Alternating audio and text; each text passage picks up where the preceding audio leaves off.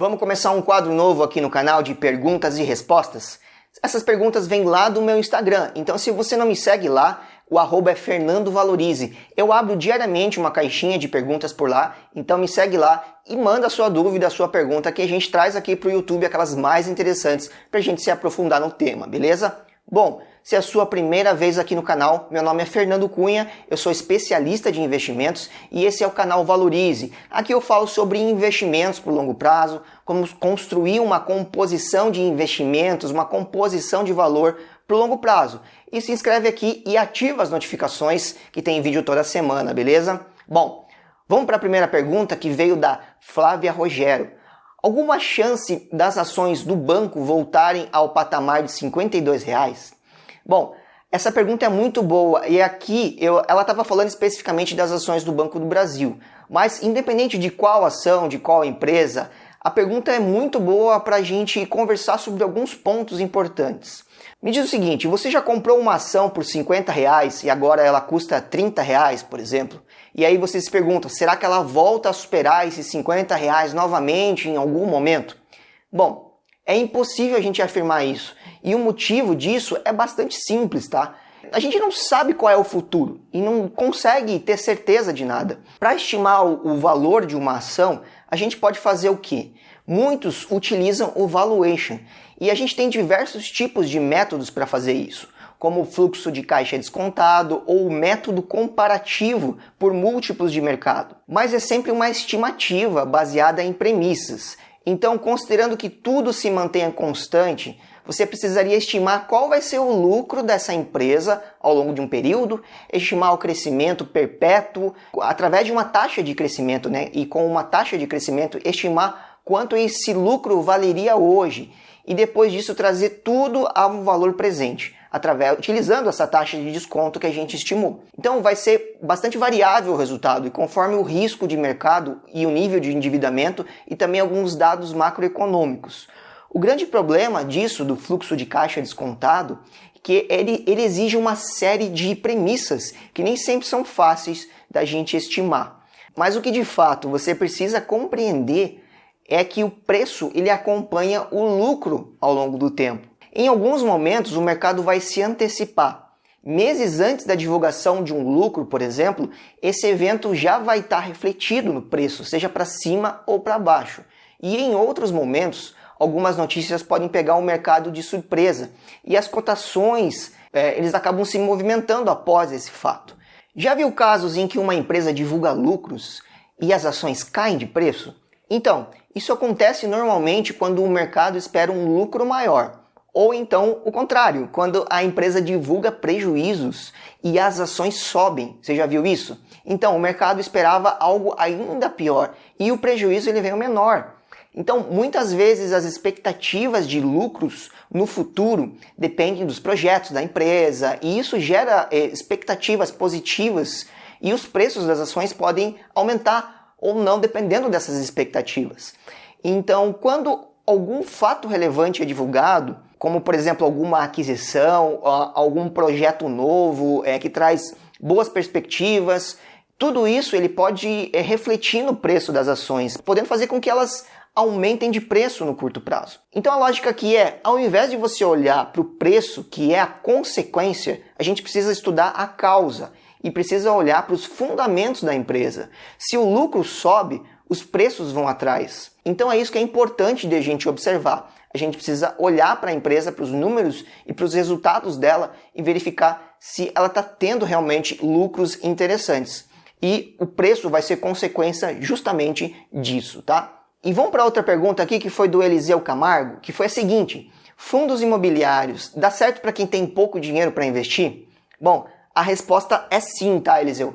Com certeza existem diversos tipos de fundos imobiliários que custam ali R$10, 50, R$100 e que qualquer um consegue comprar. Mas independente do preço, é bom você se familiarizar com essa classe de investimentos, né? Essa classe de investimentos que é de renda variável. E para quem não conhece, os fundos imobiliários são fundos de investimentos focados somente em imóveis, ou seja, relacionados ao setor de imóveis. E como é que eles funcionam? Esses fundos são negociados em bolsa, assim como as ações. Então a gente está falando aqui de um ativo de renda variável, que tem uma oscilação de preço a todo momento.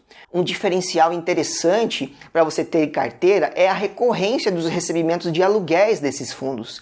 Bom, só para a gente simplificar aqui a ideia geral do fundo, imagina assim, os fundos eles levantam recursos para investir em imóveis e conseguem pegar um pouquinho de cada um dos investidores e levantar milhões de reais com o intuito de comprar imóveis normalmente de alto padrão, que nós, investidores individuais, não conseguiríamos ter acesso.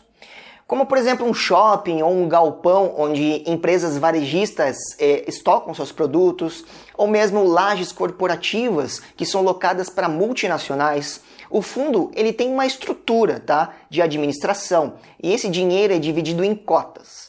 Então você faz o quê? Você vai comprar um pedaço desse fundo, compra uma cota. E como é que você faz para ter acesso a isso? Como é que você faz para comprar? Você precisa ter acesso a uma plataforma de investimentos, você precisa ter acesso a um home broker, né? Seja através do seu banco ou de uma corretora independente. E uma vez que você manda a ordem de compra desse fundo através do seu home broker, você vai carregar essas cotas com você e passa a receber os aluguéis que são vindos desse fundo imobiliário.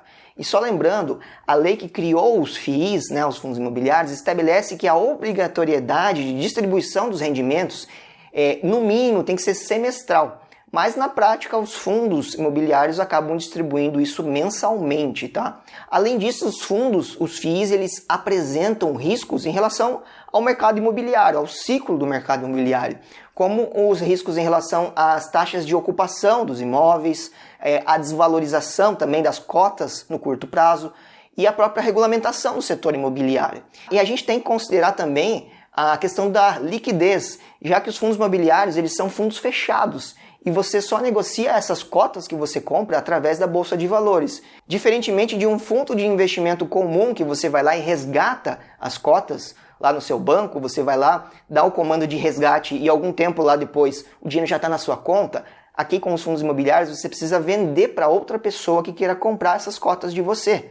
E a gente precisa considerar também os fundos imobiliários que têm mais liquidez no mercado para que você possa negociar essas cotas. Então, os investimentos em FIIs eles podem ter, para os investidores, perdas patrimoniais decorrentes do quê? Desses riscos de liquidez. Caso você precise sair com muita antecedência desses fundos imobiliários, precise vender suas cotas.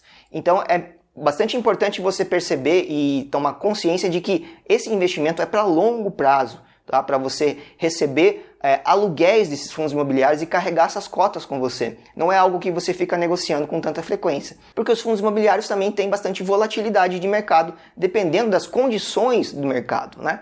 E da economia e dos imóveis que estão integrantes dentro da carteira desse fundo.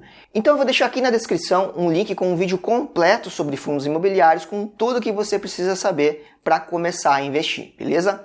E com certeza os fundos imobiliários são uma excelente classe de investimentos para você que quer iniciar na renda variável. Os aluguéis mensais te dão uma sensação boa de renda passiva, ou seja, aquela renda ali pingando todo mês. E quanto mais cotas você tem, maior tende a ser a renda que você vai receber no final do mês.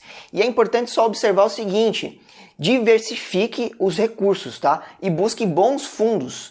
Quanto maior o risco, maior tende a ser o retorno vindo desses fundos imobiliários. E você vai encontrar diversos fundos imobiliários pagando algo como 1% ao mês ou até mais. Então lembra, quanto maior o risco, mais a diversificação se torna importante na sua carteira. Não tem apenas um ou dois fundos. No início você vai fazendo isso aos poucos, comprando 1, 2, 3 fundos.